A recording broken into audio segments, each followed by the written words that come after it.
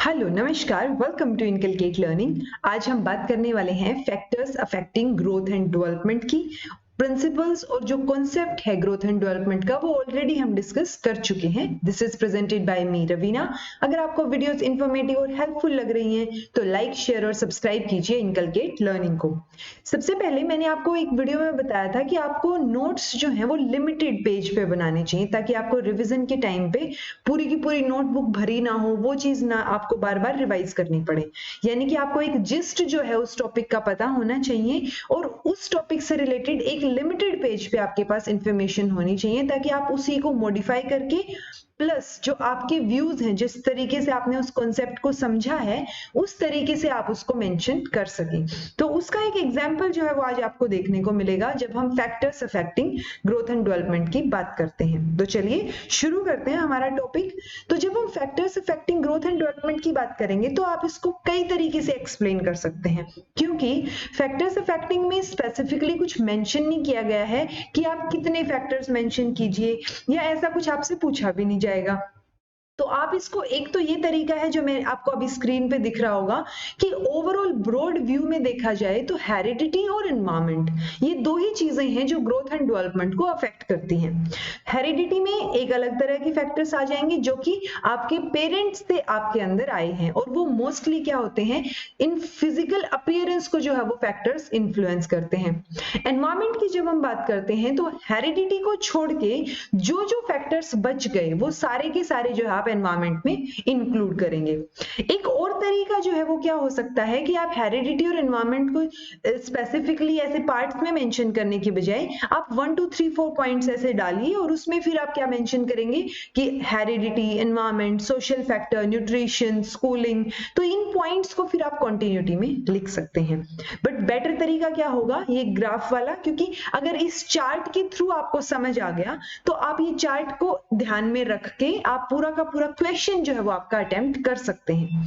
तो इसके बारे में एक बार हम डिटेल में समझ लेते हैं। जब हम हेरिडिटी की बात कर रहे हैं तो हेरिडिटी क्या है, वो इन्फ्लुएंस करेगा फिजिकल अपीयरेंस के सारे एस्पेक्ट को, यानी कि ये जेनेटिक चीजों से रिलेटेड है या जेनेटिसिटी से रिलेटेड है कि जीन्स के थ्रू जो पेरेंट से आप में चीजें ट्रांसफर होती हैं, जो कि उनको हेरिडिटी क्यों बोला जाता है, क्योंकि वो एक जनरेशन से दूसरी जनरेशन में ट्रांसफर हो रही हैं, एज इट इज ट्रांसफर हो रही हैं। जैसे कि हाइट अफेक्ट करेगी पेरेंट्स की जो हाइट है या पेरेंट्स के जो फैक्टर्स हैं।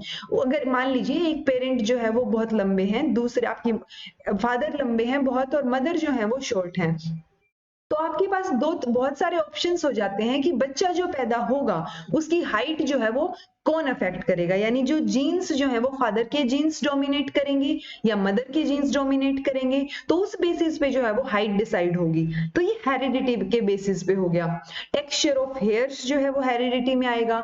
आई कलर या डिजीज जो है, मान लीजिए कई बार होता है कि पेरेंट्स को कोई एलर्जी है तो वही बच्चे में भी आ गई, तो या डायबिटीज है, तो बहुत सारी ऐसी चीजें या ऐसी डिजीज होती हैं जो कि हेरिडिटी के थ्रू ट्रांसफर हो जाती हैं।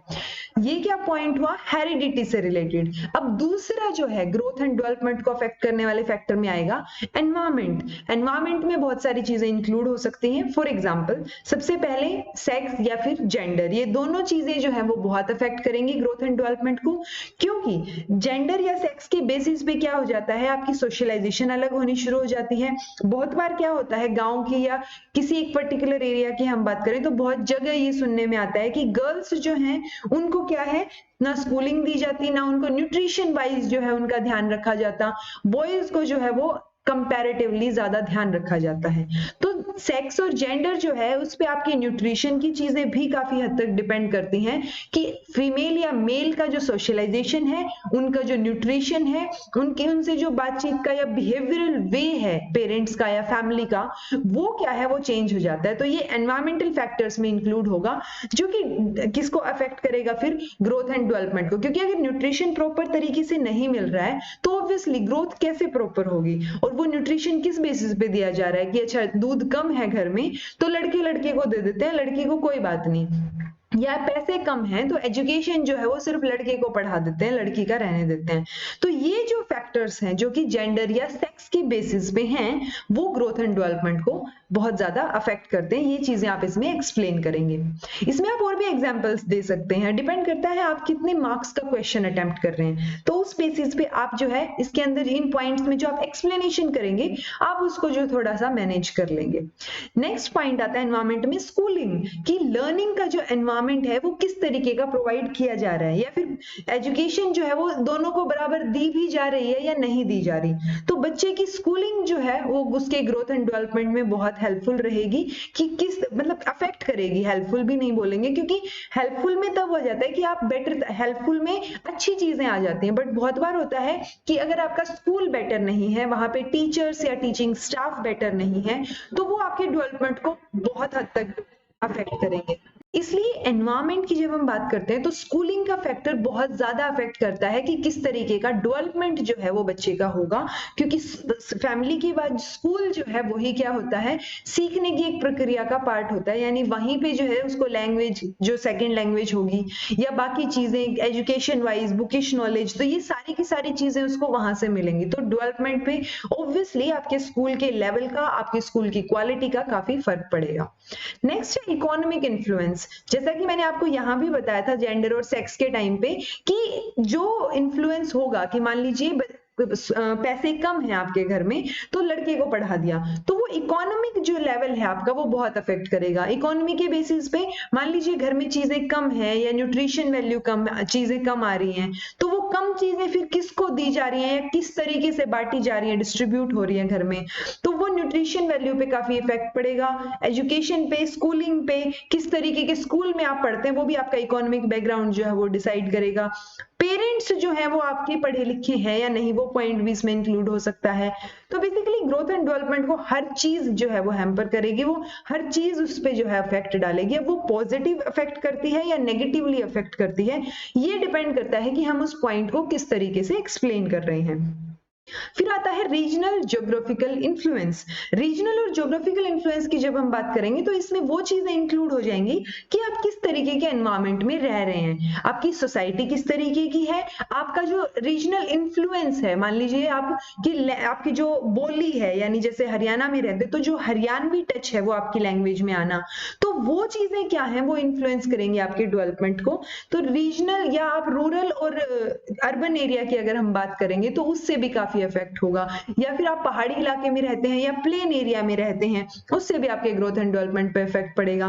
तो वो क्या है कि आप एनवायरमेंट के अकॉर्डिंग या आपकी ज्योग्राफी के अकॉर्डिंग क्या हो जाते हैं, आपका जो फिजिकल स्ट्रक्चर है या जो फिजिकल लेवल का डेवलपमेंट है वो भी क्या करता है, डिफर करता है, क्योंकि और उसके उस फिजिकल लेवल की वजह से जो है फिर बाकी चीजें भी अफेक्ट करती हैं। यानी कि फॉर एग्जांपल जहां पे आप रहते हैं वैसे ही आपकी बॉडी अडेप्ट करेगी।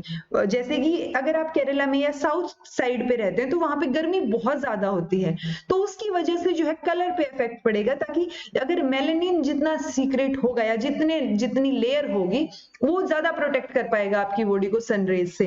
अगर आप जो है ठंडे इलाके में हैं तो वो जो कलर पे जो इफेक्ट आता है वो इसी वजह से है, क्योंकि वहां के लोगों को ज्यादा जरूरत, उनको सनरेज से जो है बचने की जरूरत नहीं होती अगर आप ठंडे इलाके में हैं। तो ज्योग्राफी जो है वो आपकी ग्रोथ पे भी और डेवलपमेंट पे भी काफी हद तक अफेक्ट करेगी, क्योंकि ज्योग्राफी के बेसिस पे स्कूलिंग भी चेंज हो जाएगी। अगर आप हिली एरिया में रह रहे हैं तो वहां पे आपका स्कूल कितनी दूर है, स्कूल की अवेलेबिलिटी है भी या नहीं है, तो वो चीजें फिर क्या करेंगे, ये सारी चीजें इंटर रिलेटेड हैं, तो आप इनको अच्छे से कॉन्सेप्चुअली एक्सप्लेन कर सकते हैं। फिर आता है cultural and societal influence. Obviously आप किस कल्चर से, किस ट्रेडिशन से, या आपका जो है हिंदू है, मुस्लिम है, जो आपका रिलीजन है उससे काफी इफेक्ट पड़ेगा, क्योंकि हर रिलीजन में जो है जो डेवलपमेंट का तरीका है या जो बिहेवियरल वे हैं वो अलग हो सकते हैं। सोसाइटी जो है वो इन्फ्लुएंस करेगी, यहाँ सोसाइटी में भी आप जो है रूरल अर्बन जो है वो डाल सकते हैं, या इंडियन सोसाइटी या फॉरेन सोसाइटी, तो वो सोसाइटी का इन्फ्लुएंस जो है वो डेवलपमेंट पे बहुत हद तक देखा गया है। तो ये हेरिडिटी और एनवायरमेंट में ओवरऑल चीजें हम इंक्लूड करते हैं। आप एनवायरमेंट में इन चीजों को अलग अलग भी मेंशन कर सकते हैं, इकोनॉमिक इन्फ्लुएंस या न्यूट्रिशन वैल्यू, स्कूलिंग, सेक्स या जेंडर, रीजनल लेवल पे, रिलीजन के लेवल पे, कल्चर या सोसाइटल, इन दो पॉइंट्स को भी आप अलग अलग मेंशन कर सकते हैं। So it depends on you कि अब आप इसको आगे फर्दर कैसे एक्सप्लेन कर सकते हैं, क्योंकि ओवरऑल कॉन्सेप्ट जो है वो मैंने आपको इसके बारे में बता दिया है। So this was all about today. Thank you so much for watching.